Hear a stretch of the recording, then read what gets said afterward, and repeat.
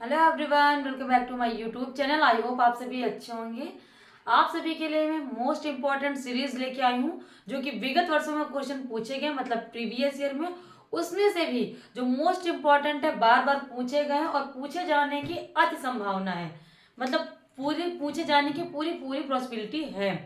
तो important question है और सेशन को अंत तक जरूर देखिएगा क्योंकि सेशन काफी इंपॉर्टेंट है। इसमें से इन्हीं क्वेश्चनों में से कैसे क्वेश्चन करना है, कैसे आपको आंसर निकालना है अगर आपको क्वेश्चन आंसर बिल्कुल भी नहीं आ रहा है, ये ट्रिक भी मैं इन क्वेश्चनों के माध्यम से आपको समझाने की कोशिश करूंगी। तो वीडियो अच्छी लगे तो लाइक जरूर करिएगा, अगर चैनल पे न्यू है तो चैनल को सब्सक्राइब जरूर करिएगा। स्टार्ट करते हैं अपने पहले क्वेश्चन के साथ। तो क्वेश्चन क्या है, और वीडियो में मैं आपको बता दूंगी क्वेश्चन मोस्ट इंपॉर्टेंट है क्योंकि क्वेश्चन के आंसर, कुछ क्वेश्चन ऐसे होते हैं कि उसी के अंदर आपके नीचे जो आंसर दिए हो आप उनसे भी निकाल सकते हैं। जैसे कि पहला क्वेश्चन है, इसी के अंतर्गत कैसे आंसर निकालना है मैं आपको वो भी बताऊंगी अगर आपका क्वेश्चन बिल्कुल भी नहीं पढ़ा हुआ है तो।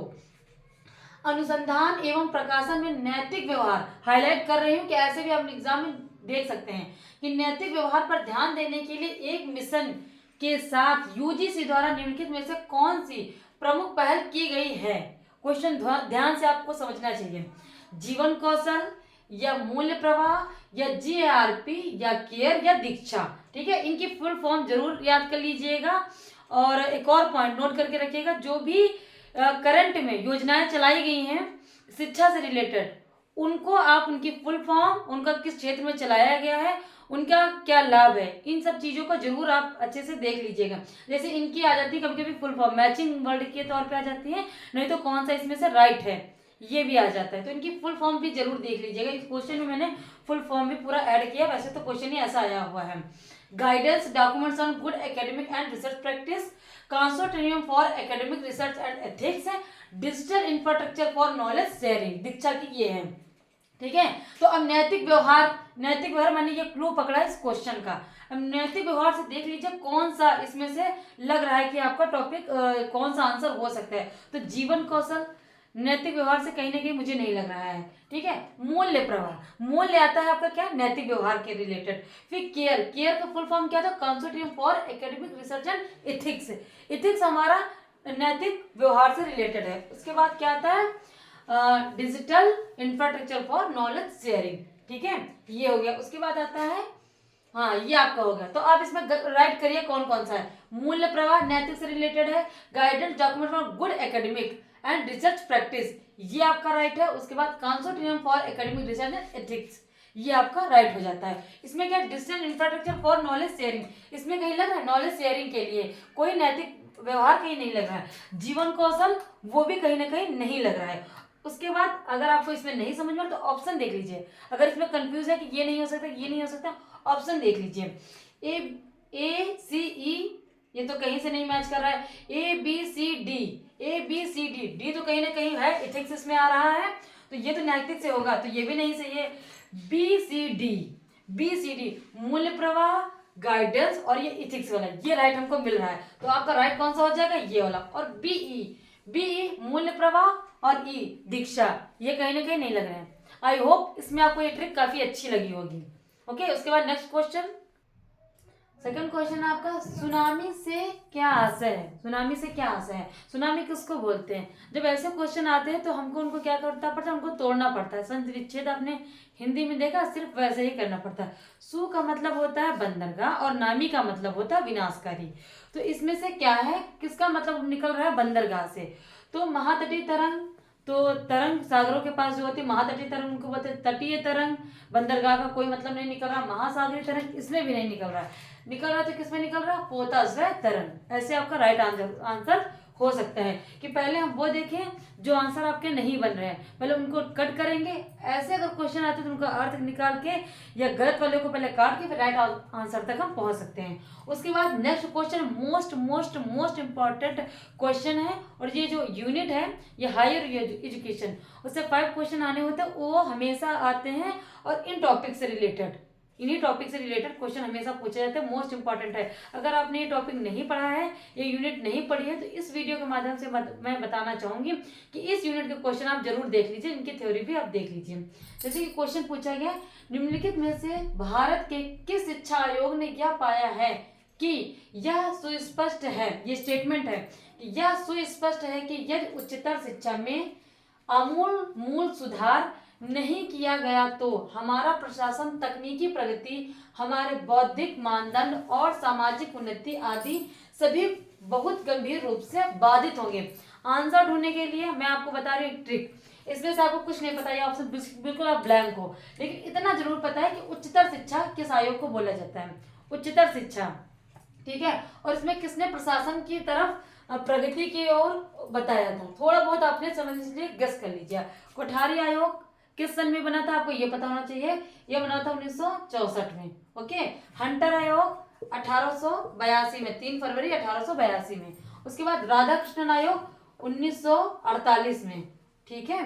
उसके बाद 1948 को विश्वविद्यालय आयोग, ठीक। अब देखिए ये ऑप्शन आपका एकदम सेम लग रहा है, लेकिन इसमें आयोग का नाम पूछा गया है, ठीक है, नहीं तो हमारा ये राइट आंसर हो सकता है। तो पहले इसको कट कर दिया हमने।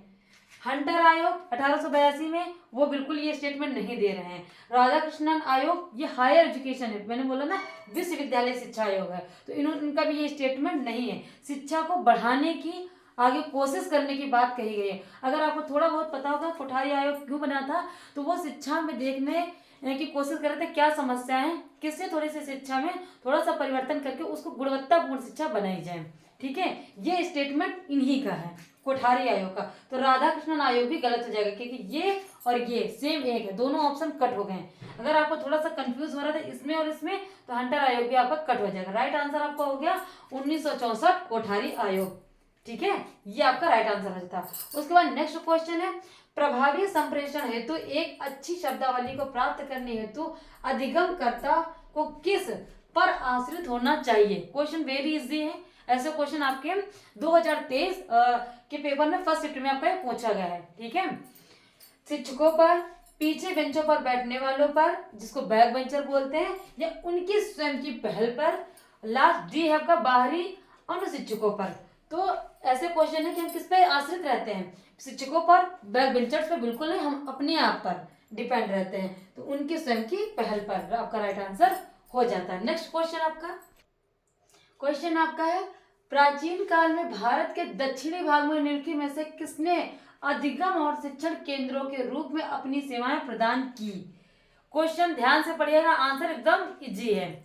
ओके, भारत के दक्षिणी भाग में शिक्षण केंद्रों के रूप में अपनी सेवाएं प्रदान की, शिक्षण के केंद्र हैं। अग्रहार ऑप्शन फर्स्ट है, बी है घटिका, सी है ब्रह्मपुरी और डी है मक्तब। तो आपको पूरा पता होना चाहिए, अग्रहार ये प्राचीन काल का शिक्षा का उच्च स्तर पर ये काम करता था, जैसे हायर एजुकेशन इसको बोलते हैं। घटिका निम्न स्तर का, जैसे प्राइमरी लेवल पर। ब्रह्मपुरी ये भी शिक्षण का केंद्र था, लेकिन मक्तब, अब ऑप्शन आपको काटने, कौन सा राइट आंसर ऐसे चूज करेंगे। मक्तब ये मध्यकालीन का है, मक्तब किसका है, मध्यकालीन का शिक्षा का स्रोत है, वो भी कौन सा, प्राथमिक शिक्षा का स्रोत है, वो भी कौन सा है, ये प्राथमिक शिक्षा का केंद्र है। और जो मदरसा होता है वो हायर एजुकेशन का होता है, ये मध्यकालीन के हैं। लेकिन अग्रहार, घटिका, ब्रह्मपुरी ये आपके प्राचीन काल के शिक्षा के केंद्र थे। ऑप्शन देख लीजिए, ए बी नहीं है, केवल ए सी नहीं है, ए बी सी डी ये भी नहीं है। राइट आंसर कौन सा होता है, ए बी सी आपका राइट आंसर हो गया। ये पता है, ये आपको पता है, ये नहीं पता है, लेकिन ऑप्शन इसमें देख लीजिए कहीं मैच नहीं कर रहा, सिर्फ यही ऑप्शन आपका मैच कर रहा है। ऐसे भी ऑप्शन के थ्रू भी आप राइट आंसर कर सकते हो। उसके बाद नेक्स्ट क्वेश्चन, ऐसे क्वेश्चन को काफी परेशान करते हैं। अगर थ्योरी से रिलेटेड आ रहा है तो आ रहा है, अगर जीके से आ रहा है, करंट अफेयर से आ रहा है, तो हम पे थोड़ा बहुत भी पता है तो हम कर लेंगे। ओके, कैसे स्टार्ट करते हैं। संसद के अधिनियम के तहत केंद्रीय विश्वविद्यालय की स्थापना की जाती है, सिविक्स पोर्शन से भी आप समझ सकते हैं इसको, ठीक है, अगर थोड़ा बहुत भी आपको पता है। भारत के प्रधानमंत्री केंद्रीय विश्वविद्यालय के कुलाध्यक्ष विजिटर के दायित्व का निर्वहन करते हैं। ये प्रथम स्टेटमेंट है, ये सेकंड स्टेटमेंट है, तो कौन सा सही है। अब देख लेते हैं ऑप्शंस। कथन फर्स्ट और सेकंड सही है, कथन पहला और कथन दूसरा गलत है, कथन पहला सही और दूसरा गलत है, कथन पहला गलत और दूसरा सही है। ऐसे करके आपके ऑप्शन होंगे। अब देखना है कौन सा स्टेटमेंट सही है, कौन सा गलत है। तो संसद के अधिनियम के तहत केंद्रीय विश्वविद्यालय की स्थापना की जाती है, ये सभी को पता है। कि संसद की स्थापना नहीं पता है तो जान लीजिए कि केंद्रीय विश्वविद्यालय की स्थापना संसद के थ्रू होती है। लेकिन भारत के प्रधानमंत्री केंद्रीय विश्वविद्यालय के कुलाध्यक्ष होते हैं, ये गलत है। राष्ट्रपति होते हैं आपके, ओके, राष्ट्रपति होते हैं आपके कुलाध्यक्ष, जिसको विजिटर बोला जाता है। और आपके केंद्रीय विश्वविद्यालय कितने हैं आपके? 54, 54 आपके केंद्रीय विश्वविद्यालय है टोटल मिला के। ओके, तो आपका देख लीजिए राइट आंसर कौन सा निकल रहा है। कथन पहला और दूसरा गलत है, कथन पहला सही और दूसरा गलत है, ये आपका राइट ऑप्शन हो जाता है। नेक्स्ट क्वेश्चन है प्रतीकात्मक अन्योन क्रियावाद है एक, ये क्या है? सिद्धांत है, प्रकल्पना है, शोध प्रश्न है या समीक्षा है? तो इसका मतलब क्या होता है कि कोई एक विचारधारा है जिसके दो प्रमुख सिद्धांत है या दो प्रमुख उसके अर्थ निकल रहे हैं विचारधाराओं के, तो उसको क्या बोलते हैं हम? प्रतीकात्मक अन्योन क्रियावाद। तो ये क्या है? सिद्धांत, ये सिद्धांत है। ओके, नेक्स्ट क्वेश्चन है स्वयं एक ऐसा कार्यक्रम है। स्वयं के बारे में पहली बात इसी क्वेश्चन में आपको एक अर्थ समझने को मिल रहा है कि स्वयं क्या है। तो यह एक ऐसा कार्यक्रम है जो भारत सरकार द्वारा प्रारंभ किया गया है, जिसे शिक्षा नीति के आधारभूत सिद्धांतों को प्राप्त करने के लिए अभिकल्पित किया गया है।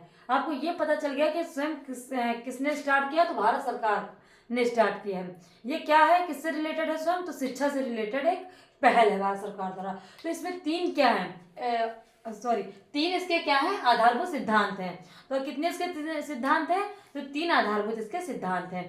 आधारभूत सिद्धांत इसके कौन कौन से जैसे हैं कि सबको समानता, जिसको मतलब कोई भी गरीब हो उससे सबको समान शिक्षा मिल सके, वो भी गुणवत्तापूर्ण शिक्षा उसको प्राप्त हो सके स्वयं से। स्वयं में अभी तक ये स्टार्ट की गई थी योजना सन 2020 में, अभी तक उसमें 90,000 स्टूडेंट रहे हैं जिनको ये सेवा प्रदान हुई है। इसमें क्या होता है स्वयं में कि 9th से लेके, ये थोड़ा सा अपर एजुकेशन के लिए 9th से लेके आप पोस्ट ग्रेजुएट तक इसमें अपनी सुविधा ले सकते हो। जिसको मतलब वंचित वर्ग हैं तो उनके लिए ये पहल सरकार ने स्टार्ट करी है, वंचित वर्ग के लिए शिक्षा प्राप्त करते हैं। नेक्स्ट है आपके लिए एक क्रम में संरचनावादी, नेक्स्ट क्वेश्चन है मोस्ट इंपॉर्टेंट है।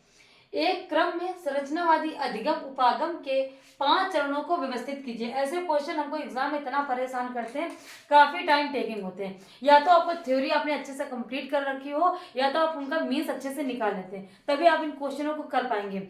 लेकिन ऐसे क्वेश्चन लेके आई हूँ, ये बार बार रिपीटेड क्वेश्चन है, इस वजह से आपके चांसेस आने के ऐसे ही जरूरी हैं। जैसे ऐसा नहीं है कि यही ऑप्शंस हो, लेकिन पूरे श्योरिटी के ऐसे क्वेश्चन आपको देखने को एग्जाम में जरूर मिलेंगे। कैसे इनको हमको सॉल्व करना है? एक क्रम में संरचनावादी अधिगम उपागम के 5 चरणों को व्यवस्थित कीजिए। पहला ऑप्शन है आपका अन्वेषण करना। अन्वेषण का मतलब होता है एक्सप्लोर करना, ओके, खोज करना। बी ऑप्शन है आपका सविस्तार प्रतिपादित करना या एलोबरेट करना, ठीक है। सी ऑप्शन है आपका आकलन करना, मतलब एवेल्युएट। उसमें आंसर इंग्लिश में कभी कभी दिया होता है, ऐसे हिंदी में करके, इंग्लिश नहीं दिया तो हिंदी में करके उसको लिखा होता है। डी आपका स्पष्ट करना, मतलब क्लियर करना, एक्सप्लेन करना।